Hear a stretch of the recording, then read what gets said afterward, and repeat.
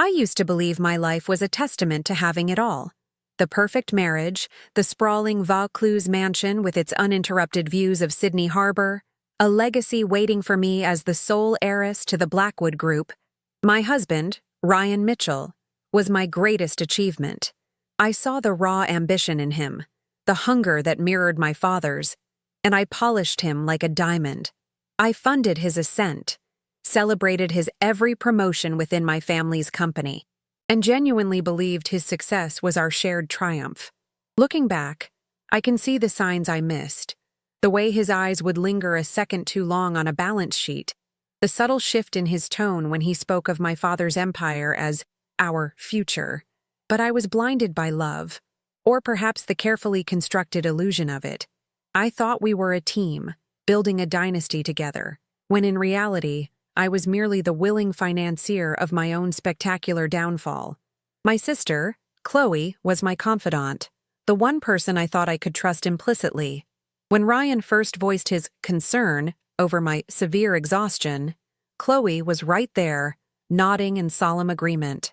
They painted a picture of a fragile heiress buckling under the pressure, a woman who needed to step away for her own good.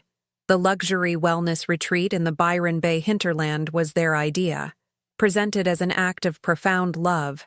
I remember Chloe visiting me, bringing fashion magazines and assuring me that Ryan was handling everything perfectly at the office. She'd squeeze my hand, her eyes full of feigned sympathy, and tell me to just focus on getting better. I embraced the narrative they wrote for me. I saw their actions as protective, their whispers as caring. I believed I was simply resting before returning to my perfect life, never once suspecting that my sanctuary was, in fact, my prison, and my loving family were my jailers. The weekend leave from the retreat felt like a breath of fresh air, a small rebellion against the suffocating narrative of my own fragility. I'd told the staff I was visiting a friend in the city, a harmless white lie to facilitate my real plan, to surprise Ryan. The long drive down the coast from Byron Bay was filled with a naive anticipation, imagining the look on his face when I walked through the door 2 days early. As I pulled the Range Rover into our driveway in Vaucluse, however, a strange silence greeted me. The usual weekend staff were nowhere to be seen, and the house, normally alive with light and warmth, felt unnervingly still. A flicker of unease danced in my chest, a feeling I quickly dismissed as leftover paranoia from the retreat. I unlocked the heavy oak door and stepped inside, calling his name into the marble foyer. The only response was the echo of my own voice, a hollow sound in the vast, empty space. I moved through the lower level, my footsteps unnaturally loud on the polished floors, before ascending the grand, sweeping staircase towards our master suite. That's when I heard it.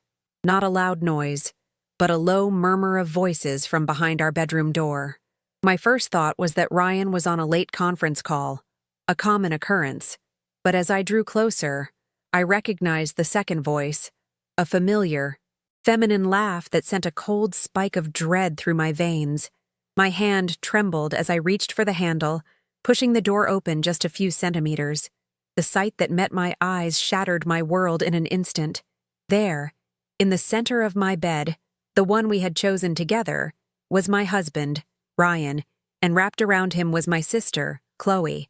The shock was a physical blow, stealing the air from my lungs and rooting me to the spot, a silent, unseen witness to the ultimate betrayal.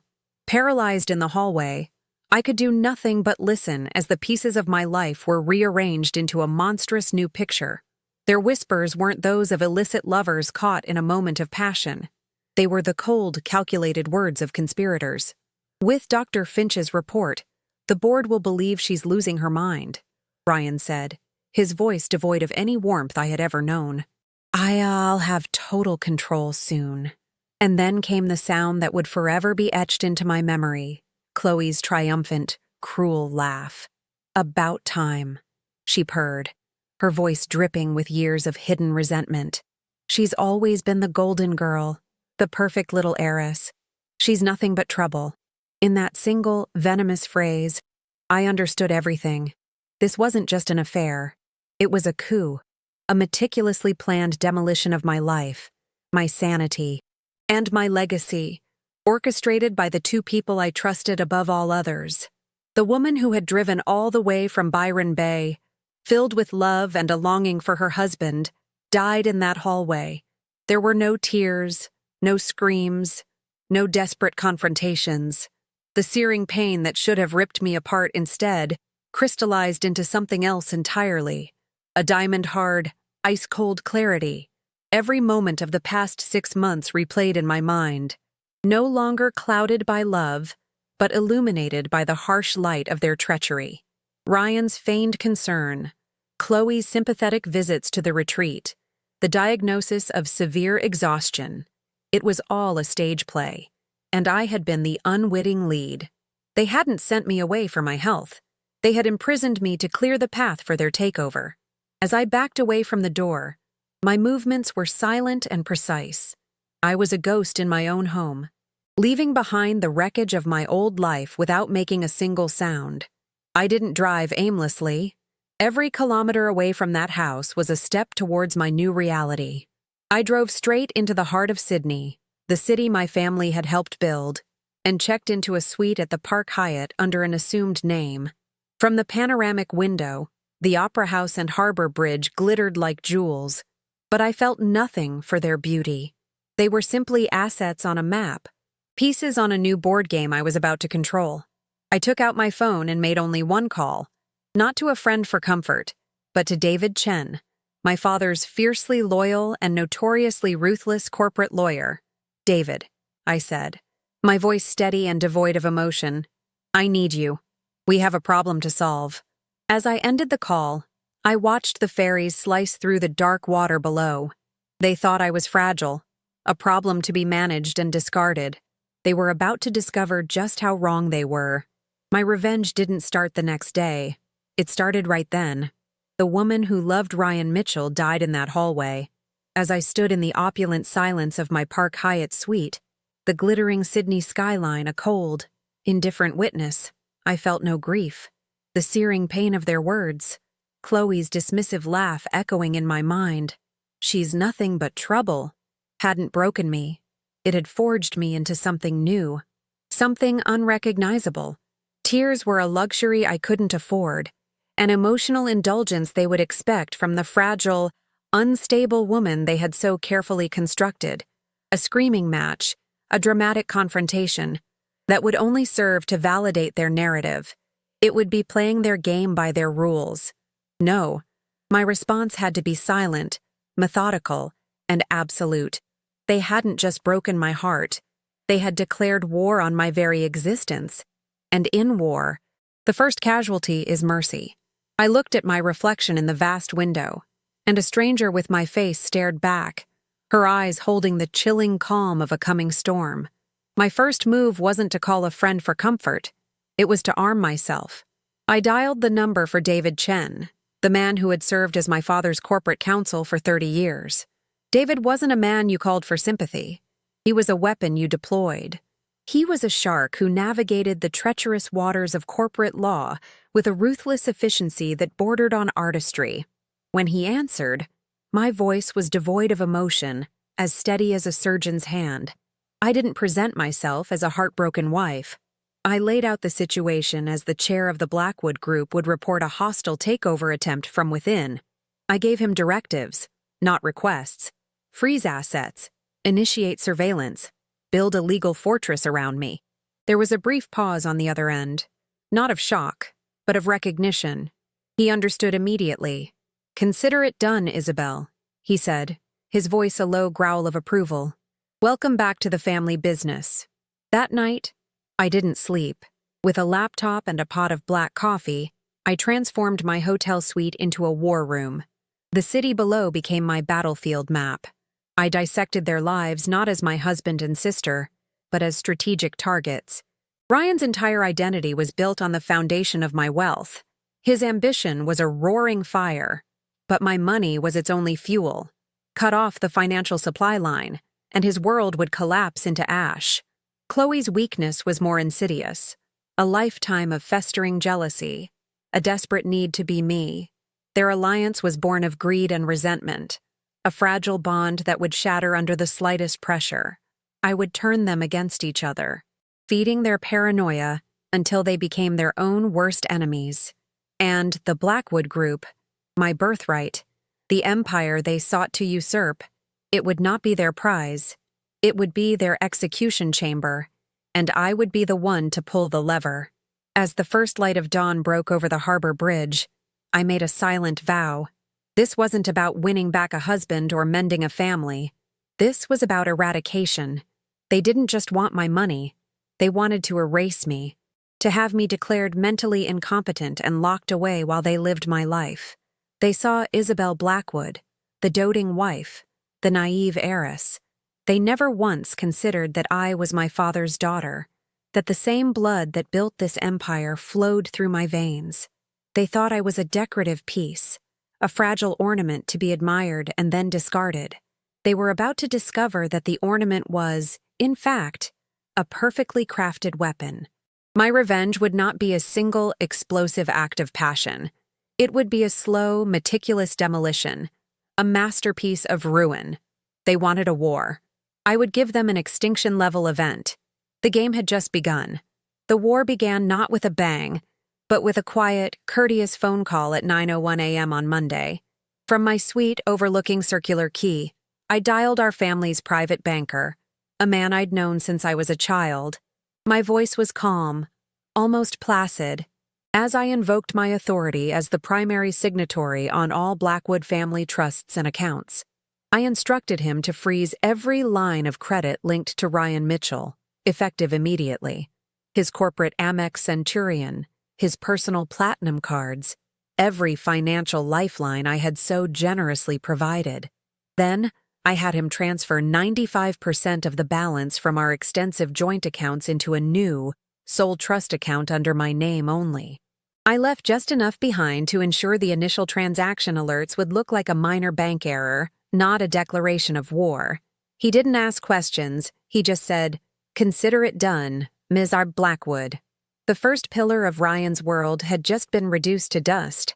I pictured the moment with a cold, detached satisfaction. Ryan, likely enjoying a long black at his favorite cafe in the CBD before heading into the office, would reach for his wallet to pay. The casual confidence, the air of entitlement he wore so well, would falter as the card was declined. A second attempt, a flush of embarrassment, followed by a surge of indignant anger. He would call the bank, his voice dripping with arrogance, only to be met with a polite, impenetrable wall of corporate jargon about a security hold placed by the primary account holder. He wouldn't suspect me. He would assume it was a bureaucratic mistake, a temporary inconvenience. He couldn't possibly conceive that the woman he'd relegated to a wellness retreat was capable of such a swift, precise financial amputation. He saw me as the source of his wealth, not the master of its flow, an oversight he would soon regret. My next move was corporate. At 10:30 a.m., an email was sent from my personal account to every member of the Blackwood Group's board of directors. The subject line was innocuous: Proposal for Strategic Restructuring and Profitability Optimization. The language within was meticulously crafted, devoid of emotion, and filled with the kind of corporate speak that both reassures and intimidates. I spoke of market headwinds, shareholder value, and the need for proactive leadership. I proposed an immediate and comprehensive forensic audit of our most operationally complex subsidiary, the very one Ryan ran as CEO. I cited vague but alarming, anonymous whistleblower concerns regarding potential financial irregularities that required our immediate attention. To refuse the audit would be to admit there was something to hide. I had just placed my king in check, and he didn't even see the board. The emergency board meeting was convened that afternoon via teleconference. I joined from my hotel suite, my background a neutral, professional white wall. Ryan was there, his face a mask of forced composure, though I could see the tension tightening his jaw. He still believed the financial freeze was a separate, unrelated issue. I presented my case with the cool authority of my father, laying out a logical, data-driven argument for the audit. I saw nods of agreement from the older board members, men who had served my father for decades and had always harbored a quiet suspicion of the ambitious upstart who had married the boss's daughter. They saw this not as a wife's revenge, but as Isabel Blackwood finally stepping into her birthright, protecting the family legacy. They voted unanimously in favor. The auditors would be in his office by morning. Ryan was trapped. The key to the corporate attack was my secret alliance with Alistair Davies, our long-serving chief financial officer. Alistair was a man of quiet integrity and fierce loyalty to my father's memory. He had never trusted Ryan, viewing him as a charismatic but dangerously reckless opportunist. After the board meeting, I called him directly. I didn't need to explain the betrayal. He understood the subtext immediately. "Alistair," I said, my voice low and firm, "I am authorizing you to use every resource at your disposal. I want every transaction, every expense report, every contract Ryan has signed in the last 3 years scrutinized. I know he's been careless. Find it." There was no hesitation in his reply. "With pleasure, Isabel. It's about time someone took out the trash." My corporate weapon was now armed and aimed directly at Ryan's professional heart. While the financial and corporate gears were grinding, I initiated the third front, psychological warfare. David Chen had recommended a woman named Zara, a former ASIO field agent who now ran a discreet private intelligence firm. When we met, I saw a reflection of my own newfound steel in her eyes. She didn't offer condolences, she offered solutions. Her team was comprised of ex-intelligence and special forces operatives, experts in surveillance and infiltration. My instructions were simple. I wanted Ryan and Chloe under 24/7 surveillance. I wanted their offices, their cars, and the Barangaroo apartment Ryan was secretly leasing for my sister, all fitted with listening devices. I wasn't just looking for evidence of their conspiracy. I wanted to crawl inside their heads, to understand their fears and exploit them until they turned on each other. Zara's team moved with terrifying efficiency. Within 36 hours, I had a live audio feed from every critical location in my enemies' lives. The first conversations I listened to were a symphony of panic and confusion. Ryan was apoplectic about the financial freeze and the audit, blaming corporate rivals and vowing to crush whoever was responsible. Chloe was less strategic, her voice shrill with fear and accusation. "This is your fault, Ryan," she'd hissed over the phone. "You got too greedy, too arrogant. What if they find out about us?" They were already beginning to fracture, the pressure exposing the weak foundation of their treacherous alliance. They were so consumed by their own guilt and paranoia that the most obvious culprit, me, never even crossed their minds. They still saw me as a fragile patient, safely tucked away in Byron Bay. Now it was time to actively cultivate their paranoia. I took a single line from a recording of their conversation, Ryan complaining about Chloe's expensive taste, and had it sent to her from a burner phone in an anonymous text. "He thinks you're just in it for the money," the message read. It was a simple, childishly straightforward tactic, but devastatingly effective. The subsequent audio feed was pure gold. Chloe confronted Ryan in a rage, accusing him of talking behind her back, of not trusting her. He, completely bewildered, vehemently denied it, which only made him look guiltier. I was no longer a passive observer. I was the ghost in their machine, the unseen puppet master pulling their strings, turning their own words and actions into weapons against them. Their trust in each other was eroding with every passing hour. Ryan's desperation was becoming palpable. I listened as he made frantic calls to his contacts, trying to secure a loan to maintain his lifestyle, only to be met with polite refusals. The audit at work meant his professional reputation was suddenly under a cloud of suspicion. No one would extend credit to a man whose company was being investigated for financial misconduct. He even tried calling the wellness retreat, demanding to speak to me. The director, following my precise instructions, informed him that I was in a deep immersion therapy session and could not be disturbed for any reason. The irony was exquisite. The very prison he had designed to neutralize me had become my fortress, the perfect alibi from which I could orchestrate his downfall without raising a single shred of suspicion. The beauty of their arrogance was that it provided me with the perfect cover. In their minds, they were the predators, and I was the prey. It was inconceivable to them that I could be the architect of their sudden misfortune. I listened as they spun theories, blaming a disgruntled former executive Ryan had fired, or a rival development company looking to poach their latest project. They saw shadows in every corner, but never once thought to look at the woman they had so casually dismissed. Their underestimation of me was my greatest strategic asset. They were searching for a complex corporate conspiracy, a powerful external enemy, while the real threat was the one person they believed they had already defeated. They were playing checkers while I was playing a far more lethal game of chess. My plan, however, was not without its risks. The first real moment of tension came late one evening when Zara called me. "We have a problem," she said, her voice as calm as ever. "The bug in Chloe's apartment is malfunctioning. It's emitting a low-frequency pulse that a standard sweep could detect. We need to get it out of there tonight, before she gets suspicious and brings someone in to check." My heart hammered in my chest for a single beat. This was an unforeseen complication, a potential crack in my perfect plan. If they were caught, the entire operation would be compromised. I would be exposed not as a strategist, but as the unstable, paranoid woman they claimed I was. This was the first true test of my resolve, a moment where a single wrong decision could lead to total failure. There was no room for panic. The woman who cried was gone.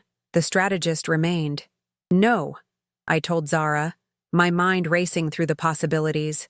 "Don't just retrieve it, replace it. And while your operative is in there, I want them to leave something behind." I gave her a new set of instructions. It was a gamble, a high-risk improvisation, but the potential payoff was enormous. Instead of simply mitigating a threat, I would turn this near failure into an opportunity, a chance to escalate the psychological pressure on Chloe to an unbearable level.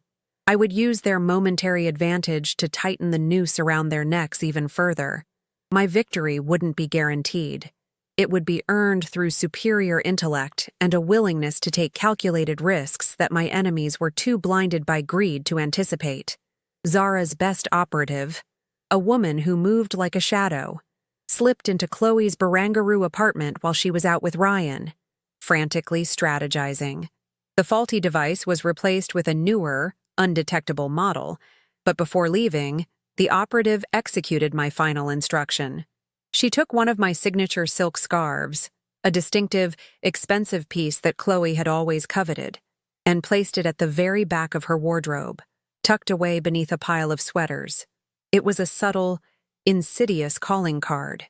It wasn't an overt threat, but a quiet, unnerving message. Someone had been there. Someone knew. The discovery wouldn't be immediate, but when she found it, her paranoia would spiral into sheer terror. She would question everything and everyone, including Ryan. The pieces were now perfectly arranged on the board. Ryan was financially crippled and professionally besieged. Chloe was a nervous wreck, poisoned by suspicion and the creeping fear that their secret was no longer safe. They were isolated, fighting with each other, and looking for enemies in all the wrong places. I had systematically dismantled their resources, their confidence, and their trust in one another without ever showing my hand. From the sterile quiet of my hotel room, I listened to their world crumbling, the foundations cracking under the relentless pressure I was applying. They were cornered animals, and I knew what they would do next. They would lash out. They would try to accelerate their plan to have me declared legally incompetent, and I would be waiting for them, ready to deliver the final devastating checkmate. Cornered animals are the most dangerous. I learned this not from a nature documentary, but from the encrypted audio feed piping the panicked whispers of my husband and sister directly into my ear. The financial quarantine was working perfectly. Ryan's voice was a ragged edge of fury and disbelief, stripped of its usual smooth charm. He'd been leveraging his Blackwood Group CEO title for years, building a house of cards on my family's name, and I had just kicked out the foundations. The auditors Alistair had unleashed were like termites, chewing through every expense report and contract, and Ryan could feel the structure groaning around him. He was trapped, and the primal instinct to lash out, to bite the hand that was choking him, was taking over. He wasn't just fighting for money anymore. He was fighting for his very survival, and that made him infinitely more reckless. Chloe's paranoia, meanwhile, had blossomed into a full-blown psychosis, just as I'd intended. The discovery of my silk scarf, tucked away in her wardrobe like a ghost's calling card, had unhinged her. In the dead of night, I'd listened to her tear her apartment apart, searching for other signs, other listening devices, her accusations against Ryan growing more frantic and unhinged. "Someone knows. Ryan, someone was in here," she'd shriek down the phone. He, consumed by his own corporate crisis, dismissed her as hysterical, further fueling her terror and resentment. Their alliance, forged in the weak fires of greed and jealousy, was cracking under the immense pressure I was applying from the shadows. They were turning on each other, just as I had predicted. They were so busy looking for the enemy within their own treacherous circle, they never thought to look outside it. It was during one of these frantic, venomous arguments that the new, desperate phase of their plan was born. "The board is questioning my leadership.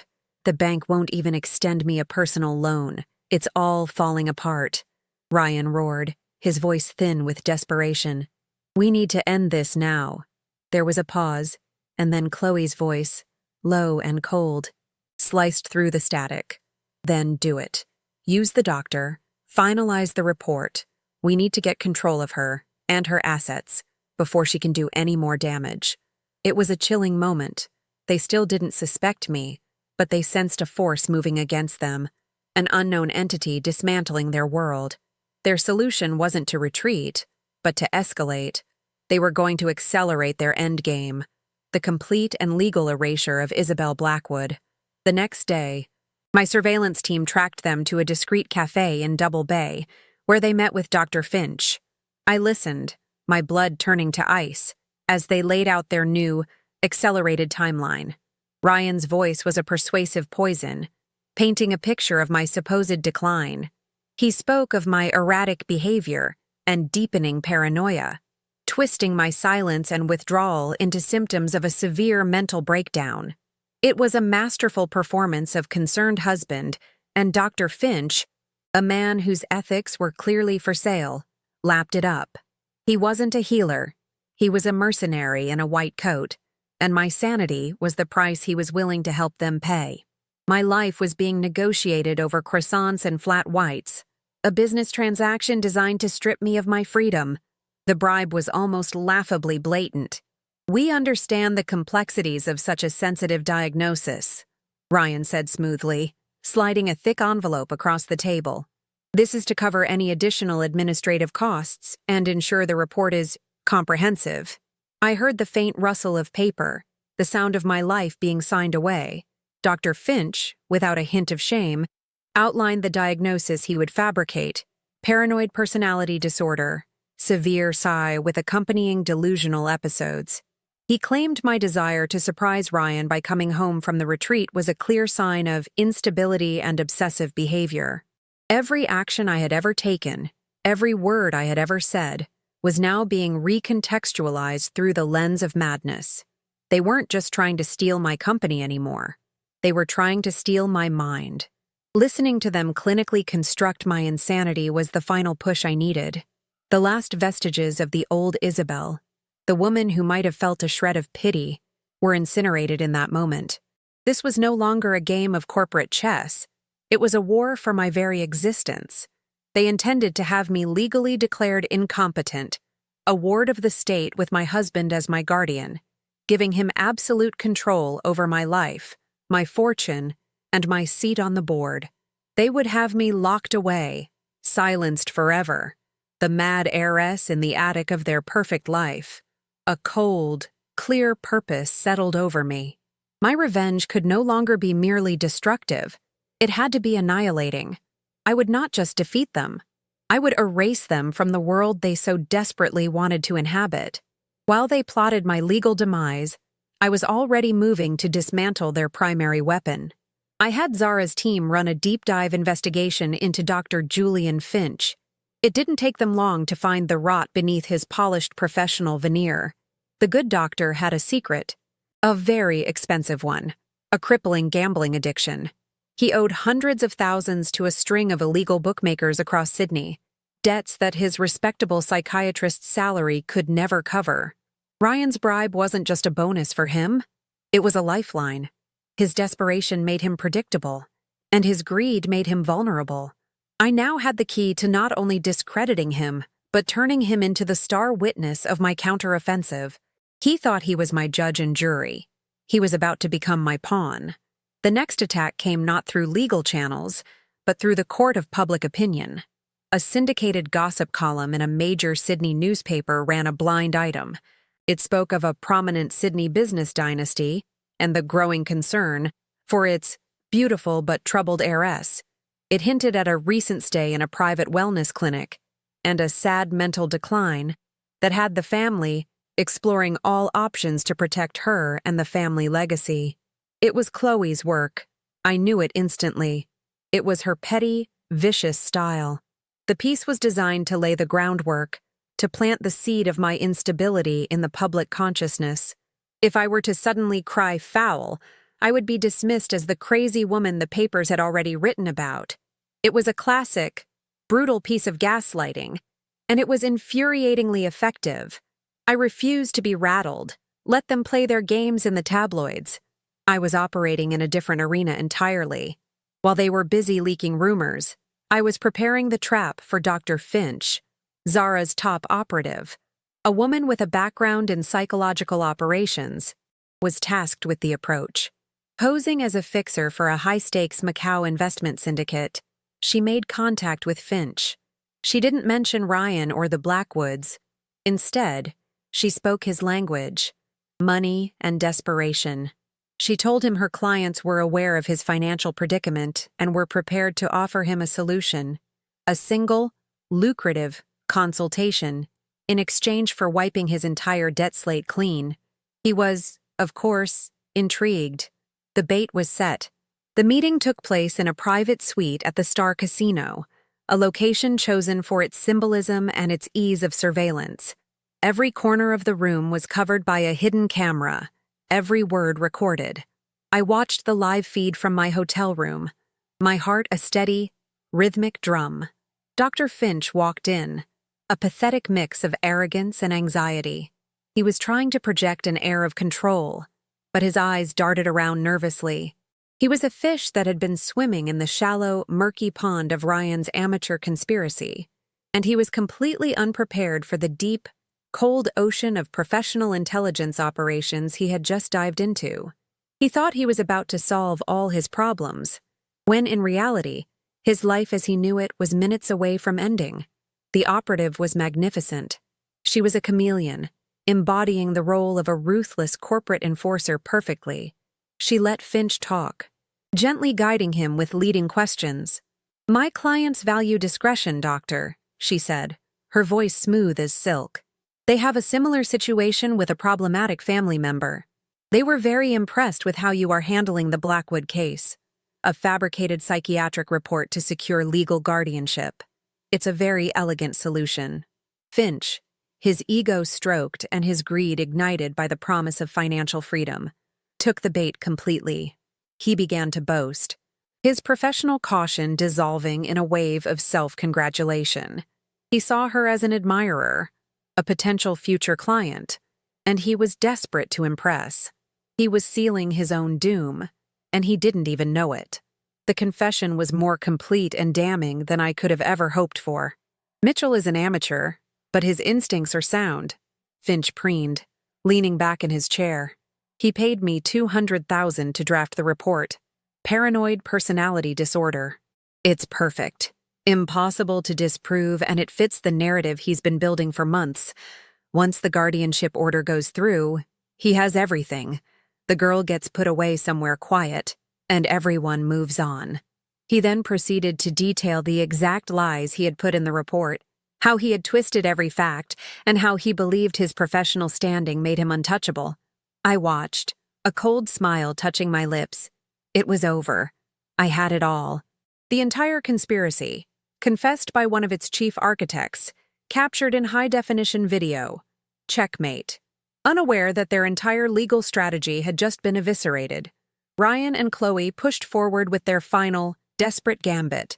Flush with a false sense of security, Ryan's solicitor formally petitioned the court for an emergency guardianship hearing.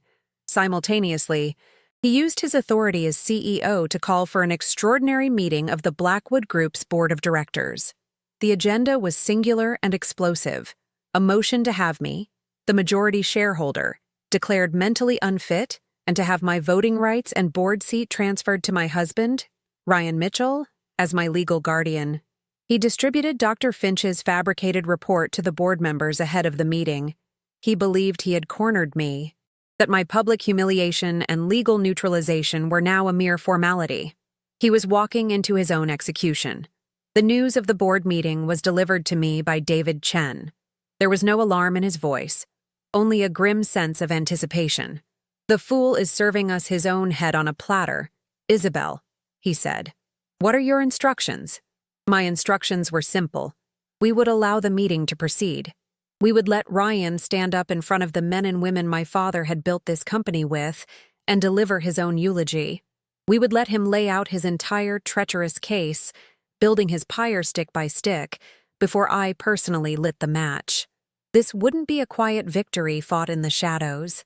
After everything they had done, after they had tried to strip me of my name, my freedom, and my sanity, I owed them a public spectacle. I owed them a bonfire. On the morning of the meeting, I did not feel fear. I felt a profound, exhilarating calm. The woman who had hidden in a hotel suite for weeks was gone. I stood before the mirror in my new apartment, a penthouse overlooking the harbor that I had purchased under a new trust. I was no longer a victim in hiding. I was a queen preparing for her coronation. I selected my armor with care. A sharp, impeccably tailored Carla Zampatti power suit in a deep charcoal gray. It was the kind of suit my father would have worn, a statement of unambiguous authority. My hair was pulled back in a severe, elegant chignon, and my makeup was understated but flawless. There would be no hint of fragility, no trace of the broken woman they had tried to create. When I walked into that boardroom, they would not see a patient. They would see their executioner. As I rode the private elevator up to the top floor of the Blackwood Tower, I felt the history of the building around me. The steel and glass were in my blood, a legacy of my father's ambition and genius. Ryan and Chloe had tried to steal it, believing it was just a collection of assets, of buildings and bank accounts. They never understood that the true power of the Blackwood name wasn't in its wealth, but in the will of the person who wielded it. They had mistaken my kindness for weakness, my love for naivety. They had made a fatal, unforgivable error. They had underestimated a Blackwood. The elevator doors opened onto the hushed marble lobby of the executive floor. The final act was about to begin. The boardroom was silent as I entered, a chamber of cold glass and polished mahogany high above the city. All eyes turned to me. The board members, a collection of Sydney's corporate old guard, looked on with a mixture of pity and morbid curiosity. Ryan stood at the head of the table, a smug, predatory confidence radiating from him. He looked at me not with hatred, but with a dismissive, patronizing sympathy, as if I were a confused child who had wandered into the wrong room. Chloe was there too, sitting just behind him, her eyes gleaming with triumphant malice. They genuinely believed they had won. They saw my presence not as a threat, but as the final, pathetic confirmation of their narrative, the unstable heiress making one last, desperate scene before being put away for good. Ryan began his presentation with a feigned solemnity, his voice dripping with false concern. He spoke of my tragic decline, my increasingly erratic behavior, and his heartbreaking decision to intervene for my own good. He presented Dr. Finch's report as an unassailable medical fact, reading excerpts that painted me as a delusional, paranoid wreck. I let him speak. I watched as he methodically laid out the case for my legal and social execution, using the very lies he had crafted to destroy me. Each word he spoke was another nail in his own coffin. He was so blinded by his arrogance, so certain of his victory, that he couldn't see the abyss yawning at his feet. He was the author of his own destruction, and I was merely the editor about to make the final, brutal cut. As Ryan spoke, a profound sense of clarity washed over me. This was never just about an affair or about money. It was about power. Ryan, the boy from the western suburbs, had always resented my effortless inheritance of a world he had to claw his way into. Chloe, my own sister, had choked on a lifetime of jealousy, believing my life should have been hers.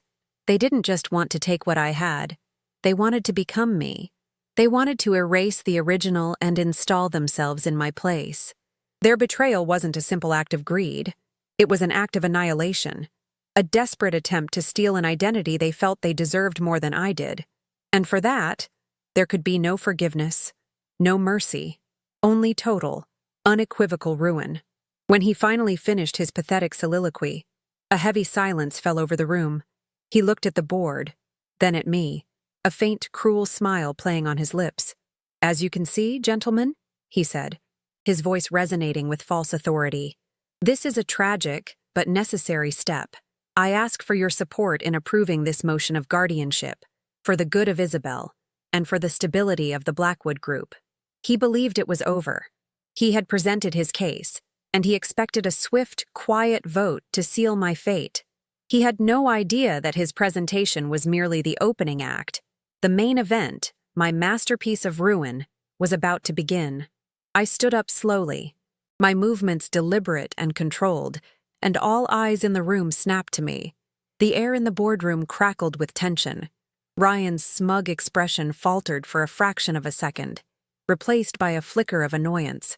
He expected me to cry, to scream, to have a hysterical outburst that would prove his every point. He did not expect the chillingly calm woman who now stood before the board, radiating an aura of absolute control. I didn't look at him. I addressed the board directly, my voice even and clear, carrying to every corner of the silent room. "Gentlemen," I began, my gaze sweeping across their stunned faces, "I would like to thank my husband for his thorough presentation. His concern for my well-being is truly touching." The cold irony in my voice was unmistakable, a razor's edge that cut through the thick atmosphere of pity he had so carefully constructed. "While I appreciate the dramatic reading," I continued, gesturing vaguely towards the bound copy of Dr. Finch's report on the table, "I feel it's important that the board has all the relevant information before making such a monumental decision." I gave a slight nod to David Chen, who was standing discreetly by the door. He dimmed the lights and turned on the large presentation screen that dominated the far wall of the boardroom. Ryan's face was a mask of confusion, his carefully orchestrated drama suddenly being interrupted. He still didn't understand. He still thought he was in control of the narrative. He believed this was his stage, his play, when in fact, he was merely a player in mine, and his final scene had arrived. The first thing that appeared on the screen was not a document or a chart, but a simple audio waveform, pulsing gently against a black background. Then, a voice filled the room, a voice everyone recognized instantly, Ryan's. It was the crystal-clear recording from my own bedroom, the night my world had shattered. "With Dr. Finch's report, the board will believe she's losing her mind." His voice echoed through the horrified silence. "I'll have total control soon." A collective gasp went through the room. The board members stared, their faces draining of color, turning from Ryan to me and back again. The terrible truth of the conspiracy laid bare in that single damning sentence. Ryan froze, his skin turning a ghastly shade of pale gray. And then came the sound that sealed his fate, the sound that had fueled my every waking moment for weeks. Chloe's triumphant, cruel laugh, amplified in the acoustically perfect boardroom. "About time," her recorded voice purred, dripping with a venom that was impossible to misinterpret. "She's always been the golden girl, the perfect little heiress. She's nothing but trouble." In that moment, Chloe ceased to be my sister in the eyes of the world. She was exposed as a co-conspirator, a bitter, resentful usurper. I watched her face crumble, the triumphant smirk dissolving into a mask of pure, unadulterated terror as her own words condemned her in front of the very people she had sought to impress and control. The silence that followed was heavier and more profound than any sound. But I was just getting started. Of course, a conspiracy of this magnitude requires significant funding, I stated calmly, as if narrating a business report. The screen changed, now displaying a complex web of financial transactions, meticulously charted by Alistair's forensic auditors. It showed millions of dollars being siphoned from the Blackwood subsidiary that Ryan ran, funneled through a series of shell corporations, and deposited into offshore accounts. As you can see, I continued, using a laser pointer to trace the flow of stolen money, my husband has been quite busy, not just planning my demise, but systematically embezzling from this very company. The final destination of one of the largest accounts was then highlighted in bright red, a trust in the Cayman Islands, with the sole beneficiary listed as Chloe Blackwood. The room erupted in a chorus of shocked murmurs. The board members, men who valued fiscal integrity and corporate loyalty above all else, stared at Ryan with open contempt. He was no longer a concerned husband. He was a common thief, a corporate parasite who had betrayed not just his wife, but the company and the very people in this room. Ryan opened his mouth to speak, to protest, but no words came out. He was a statue, a monument to his own spectacular greed and stupidity, utterly exposed and broken under the harsh, unforgiving light of the truth. He looked at Chloe, his eyes wild with accusation, but she could only stare at the screen in abject horror, trapped in the web of her own making.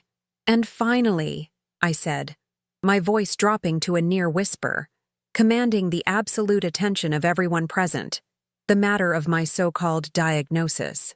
The screen flickered to life one last time, displaying the video from the suite at the Star. The board watched in stunned silence as Dr. Julian Finch, a man respected in their social circles, accepted a briefcase full of cash and then proceeded to boast, in vivid detail, about fabricating my medical report for Ryan. He confessed to the bribe, the lies, and the entire plot to have me declared mentally incompetent. The video was the final, irrefutable nail in their coffin. It wasn't just a betrayal, it was a criminal conspiracy of the highest order, and I had just shown the entire jury the incontrovertible proof. When the video ended and the lights came up, the silence in the room was sepulchral. It was the silence of a tomb. Ryan Mitchell, the charismatic CEO, the concerned husband, was gone. In his place was a hollowed-out shell of a man, his face a canvas of disbelief and utter ruin. Chloe was openly weeping, not tears of remorse, but the pathetic, gulping sobs of a child who had been caught and was about to be punished. They were no longer villains, they were simply pathetic. They had tried to paint me as a fragile, broken thing, but in the end, it was they who had shattered completely, their lies and ambitions turning to dust under the weight of a truth they never believed I was capable of wielding. I looked at Ryan, my expression devoid of any emotion except a faint, clinical curiosity. "Any further questions for the board, darling?" I asked, the single word darling laced with enough ice to freeze the harbor. He simply stared at me, his eyes finally registering the truth he had so arrogantly ignored. He hadn't married a fragile heiress. He had married her father's daughter. He had mistaken the velvet glove for an empty hand, never once suspecting the iron fist within. He had declared war on a sovereign nation and had been surprised when it responded with overwhelming, decisive, and catastrophic force. His ruin was not a tragedy. It was a consequence. A bill that had finally, and publicly, come due. Before anyone could say another word, the boardroom doors swung open. It wasn't the usual catering staff with coffee. It was two grim-faced detectives from the Australian Federal Police, followed by several uniformed officers. David Chen had timed their arrival to the second. "Ryan Mitchell, Chloe Blackwood," one of the detectives said, his voice booming in the silent room, "you are under arrest for conspiracy to commit fraud, embezzlement, and attempting to pervert the course of justice." The click of the handcuffs as they were snapped onto Ryan's wrists was the sweetest sound I had ever heard. It was the sound of victory, of justice, and of a new beginning forged from the ashes of a devastating betrayal.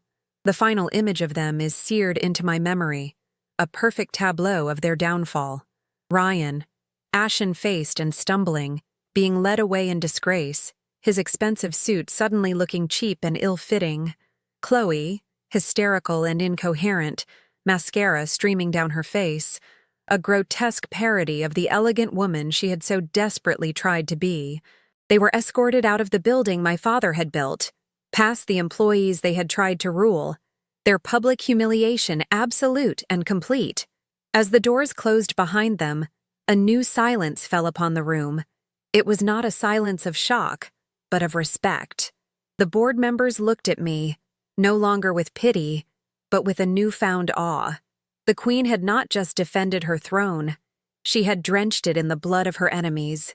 In the aftermath, the board's decision was swift and unanimous.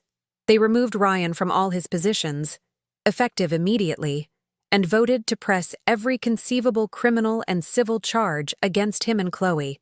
Then, the chairman, a man who had known me since I was a girl, turned to me. "Isabel," he said, his voice heavy with gravitas, "in light of these extraordinary circumstances and the brilliant, decisive leadership you have just demonstrated, the board would like to ask you to step in as interim chair and CEO of the Blackwood Group." It wasn't a question. It was a plea, a coronation. I looked out the vast window at the city sparkling below. My city, my birthright. The war was over. I had not just survived, I had conquered. The boardroom was silent as I entered, a chamber of cold glass and polished mahogany high above the city. All eyes turned to me. The board members, a collection of Sydney's corporate old guard, looked on with a mixture of pity and morbid curiosity. Ryan stood at the head of the table, a smug, predatory confidence radiating from him. He looked at me, not with hatred, but with a dismissive, patronizing sympathy, as if I were a confused child who had wandered into the wrong room. Chloe was there too, sitting just behind him, her eyes gleaming with triumphant malice. They genuinely believed they had won. They saw my presence not as a threat, but as the final, pathetic confirmation of their narrative, the unstable heiress making one last, desperate scene before being put away for good. Ryan began his presentation with a feigned solemnity, his voice dripping with false concern. He spoke of my tragic decline, my increasingly erratic behavior, and his heartbreaking decision to intervene for my own good. He presented Dr. Finch's report as an unassailable medical fact, reading excerpts that painted me as a delusional, paranoid wreck. I let him speak. I watched as he methodically laid out the case for my legal and social execution, using the very lies he had crafted to destroy me. Each word he spoke was another nail in his own coffin. He was so blinded by his arrogance, so certain of his victory, that he couldn't see the abyss yawning at his feet. He was the author of his own destruction, and I was merely the editor about to make the final, brutal cut. When he finally finished his pathetic soliloquy, a heavy silence fell over the room. He looked at the board, then at me, a faint, cruel smile playing on his lips. "As you can see, gentlemen," he said, his voice resonating with false authority, "this is a tragic but necessary step. I ask for your support in approving this motion of guardianship for the good of Isabel and for the stability of the Blackwood Group." He believed it was over. He had presented his case, and he expected a swift, quiet vote to seal my fate. He had no idea that his presentation was merely the opening act. The main event, my masterpiece of ruin, was about to begin. I stood up slowly, my movements deliberate and controlled, and all eyes in the room snapped to me. The air in the boardroom crackled with tension.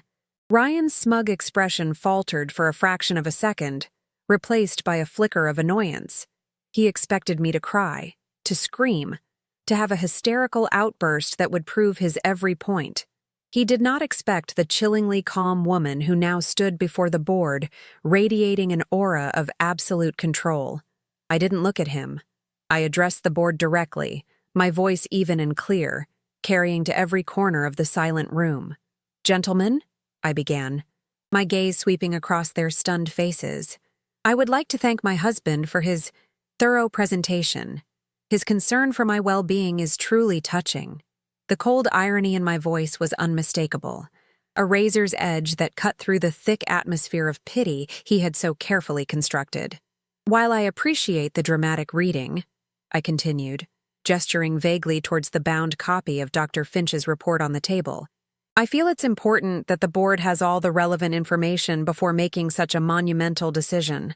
I gave a slight nod to David Chen, who was standing discreetly by the door. He dimmed the lights and turned on the large presentation screen that dominated the far wall of the boardroom. The first thing that appeared was not a document, but an audio waveform. Then, a voice filled the room. A voice everyone recognized instantly. Ryan's, with Dr. Finch's report. The board will believe she's losing her mind. It echoed through the horrified silence. I'll have total control soon. A collective gasp went through the room. Then came the sound that sealed his fate. Chloe's triumphant, cruel laugh. About time? Her voice purred. She's nothing but trouble. But I was just getting started. Of course, a conspiracy of this magnitude requires significant funding, I stated calmly, as if narrating a business report. The screen changed, now displaying a complex web of financial transactions, meticulously charted by Alistair's forensic auditors. It showed millions of dollars being siphoned from the Blackwood subsidiary that Ryan ran, funneled through a series of shell corporations, and deposited into offshore accounts. As you can see, I continued, using a laser pointer to trace the flow of stolen money, my husband has been quite busy. Not just planning my demise, but systematically embezzling from this very company. The final destination of one of the largest accounts was then highlighted in bright red. A trust in the Cayman Islands, with the sole beneficiary listed as Chloe Blackwood. The room erupted in shocked murmurs. And finally, I said, my voice dropping to a near whisper, commanding the absolute attention of everyone present, the matter of my so-called diagnosis. The screen flickered to life one last time, displaying the video from the suite at the Star. The board watched in stunned silence as Dr. Julian Finch, a man respected in their social circles, accepted a briefcase full of cash and then proceeded to boast in vivid detail about fabricating my medical report for Ryan. He confessed to the bribe, the lies, and the entire plot to have me declared mentally incompetent. The video was the final, irrefutable nail in their coffin. It wasn't just a betrayal. It was a criminal conspiracy of the highest order. And I had just shown the entire jury the incontrovertible proof. When the video ended and the lights came up, the silence in the room was sepulchral. It was the silence of a tomb. Ryan Mitchell was a hollowed-out shell of a man, his face a canvas of disbelief and utter ruin. Chloe was openly weeping. Not tears of remorse, but the pathetic, gulping sobs of a child who had been caught. I looked at Ryan, my expression devoid of any emotion. Any further questions for the board, darling? Before he could answer, the boardroom doors swung open. It was two grim-faced detectives from the Australian Federal Police. Ryan Mitchell, Chloe Blackwood, one said, his voice booming. You are under arrest for conspiracy to commit fraud, embezzlement, and attempting to pervert the course of justice. The click of the handcuffs was the sweetest sound I had ever heard. It was the sound of victory. My acceptance was not a triumphant shout, but a quiet, simple nod. In that moment, the boardroom ceased to be my father's legacy and became my own. The men around the table, titans of industry who had moments ago viewed me with condescending pity, now looked at me with something akin to fear, but mostly with profound respect. They hadn't just witnessed a corporate takeover. They had witnessed a public execution and a coronation in the same breath. The motion to install me as interim chair and CEO was passed unanimously, not out of sympathy, but out of a sudden, stark understanding of who was now in charge. They had seen the strategist, the warrior, the daughter who was more like her father than any of them had ever dared to imagine. The pity was gone, replaced by the deference that power. True power always commands. The old Isabel was a memory. The new one was their boss. I didn't feel the giddy rush of victory they might have expected. Instead, a profound and chilling calm settled over me. This wasn't a celebration. It was a conclusion. It was the final, logical step in a complex equation I had set in motion weeks ago. The pain of the betrayal had been the catalyst. the fuel. But the process of revenge had been one of cold, dispassionate logic. I had identified the targets, dismantled their defenses, and executed the final strike with surgical precision. Looking at the empty chairs where Ryan and Chloe had sat, I felt nothing. No lingering love, no burning hatred, just the quiet satisfaction of a difficult project brought to a successful completion. The war was over, not because I had won, but because I had ensured my enemies were no longer capable of fighting. They were simply gone. The legal fallout was a maelstrom, but one I observed from a great, serene distance. Bail was denied for both Ryan and Chloe. They were deemed extreme flight risks, given the offshore accounts I had so helpfully uncovered. The press had a field day, splashing their tear-stained, handcuffed images across every major newspaper and news site. They were no longer the glamorous power couple but the Vaucluse Vipers, a sordid tale of greed and betrayal. David Chen's legal team, working in concert with the federal prosecutors, built an ironclad case. Every piece of evidence I had gathered, the audio, the financial records, the video confession, was presented. Their downfall was not just a legal defeat, it was a public spectacle of humiliation, a trial by media that stripped them of their last shred of dignity long before the judge even banged his gavel. Chloe's fate was, in many ways, the most pathetic. Stripped of Ryan's influence and my family's name, she was utterly alone. Our parents, horrified and ashamed by the public revelation of her treachery, disowned her completely. Her society friends vanished overnight, unwilling to be associated with the scandal. In court, she was a shadow of her former self, a weeping, broken figure who tried to blame everything on Ryan's manipulation. But her own words, captured on that recording, betrayed her. The jury saw her not as a victim, but as the jealous, venomous heart of the conspiracy. Her sentence was severe, a long stretch in a low-security prison, a world away from the Barangaroo penthouses and double-bay boutiques she so desperately craved. She had wanted my life. Now she had a life of institutional gray, a fittingly drab end for a woman whose only real color was envy. Ryan's destruction was more systemic. His entire identity, so carefully constructed on a foundation of my money and my name, collapsed into dust. He was declared bankrupt, his assets frozen and seized to repay the millions he had embezzled from the Blackwood Group. The Mitchells, his social climbing parents who had cheered him on from the sidelines, became pariahs in their own community. No one would do business with them. No one would return their calls. Ryan, the ambitious boy from the western suburbs who had clawed his way to the top, was sent crashing back to a reality far worse than the one he had started from. He lost more than his freedom and his fortune. He lost the very illusion of the man he had pretended to be. In prison, stripped of his tailored suits and charismatic facade, he was just another inmate, a nobody. Dr. Finch, the mercenary in the white coat, met his own swift and ignominious end. The video of his confession was leaked to the medical board, resulting in the immediate and permanent revocation of his license to practice. He faced his own set of criminal charges for fraud and conspiracy, but his true punishment came from the shadows. The illegal bookmakers he owed money to were not as patient as the justice system. I never found out exactly what happened to him, and I never cared to ask. He was a loose end, a tool used by my enemies, and once his purpose was served in their destruction, he simply ceased to be of any consequence to me. He had tried to sell my sanity for a pittance, and in the end, he lost everything, disappearing into the city's underbelly from which he would never re-emerge. My first weeks as chair and CEO were a blur of focused activity. I didn't just occupy the corner office, I commanded it. I delved into every aspect of the company, my Stanford MBA finally being put to its intended use. I was decisive, ruthless, and efficient. I cut away the dead wood Ryan had installed, promoted talented people who had been overlooked, and laid out a new, aggressive vision for the company's future.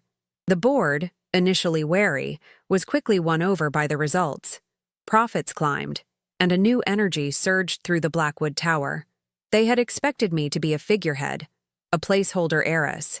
They quickly learned that I was my father's daughter in every sense of the word, possessing his strategic mind, but with a harder, more unforgiving edge that he had never needed to cultivate.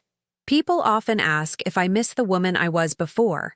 The answer is a simple, unequivocal no. That woman was an illusion, a carefully constructed role I played in a life that was not my own. She was kind, loving, and naive, and for that, she was nearly destroyed. The woman I am now was forged in the fire of betrayal. Her compassion burned away to reveal a core of pure, unyielding steel. I don't mourn the loss of my softness. I see it as the shedding of a vulnerability I can no longer afford. The pain of what they did is not a wound that aches. It is the scar tissue that has made me stronger, the foundation upon which my new life, my real life, is built. That naive girl had to die so that the queen could be born. One of my first acts as CEO was to sell the Vaucluse mansion. I didn't set foot in it again. I hired a team to pack my personal effects and instructed the real estate agent to sell it, fully furnished, to the first bidder who met the asking price. I wanted no trace of that life, no ghosts in the hallways, no memories tainting my future. The house was not a home. It was the stage for a grand deception, and I was tearing down the set. I moved into a sleek, modern penthouse in the CBD, a fortress of glass and steel with panoramic views of the city I now effectively ran. It was a space that reflected the new me, minimalist, efficient, and with a clear, unobstructed view of the world I was about to conquer. Sometimes, late at night in my office, I look out over the glittering expanse of Sydney Harbor, a river of light flowing through the darkness. I think of them, not with anger, but with a kind of detached, clinical analysis. They were a problem that needed to be solved, a hostile takeover that required a decisive and overwhelming response. The love I felt for Ryan feels like a story I read about someone else, a character in a book whose motivations I can no longer comprehend. They thought my heart was my weakness, the key to my undoing. They never realized that once broken, a heart like mine doesn't just mend. It recrystallizes into something far harder and more valuable than it was before. It becomes a diamond. My vision for the Blackwood Group extends far beyond my father's legacy. He was a builder of things, of towers and fortunes. I am a builder of empires. I am expanding our reach into new technologies, sustainable energy, and international markets he never would have considered.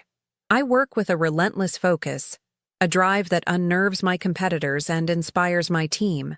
I am not just protecting my inheritance, I am multiplying it, shaping it into a global force that bears my signature, not just my name. My revenge was not the end of my story. It was the prologue. It was the brutal, necessary act of clearing the ground so that I could build something new, something stronger, something that was entirely mine. My story is not a tragedy. It's a cautionary tale for those who underestimate the woman standing quietly in the corner of the room. They saw a wife, a sister, an heiress. They never bothered to look closer and see the mind behind the smile, the steel beneath the skin. They thought they could erase me, but they only succeeded in unleashing me. Now, as I stand here, looking out at the city that is both my birthright and my conquest, I am finally whole. I am not the woman who had it all. I am the woman who lost everything, and in doing so, gained the entire world. My name is Isabel Blackwood, and my reign has just begun.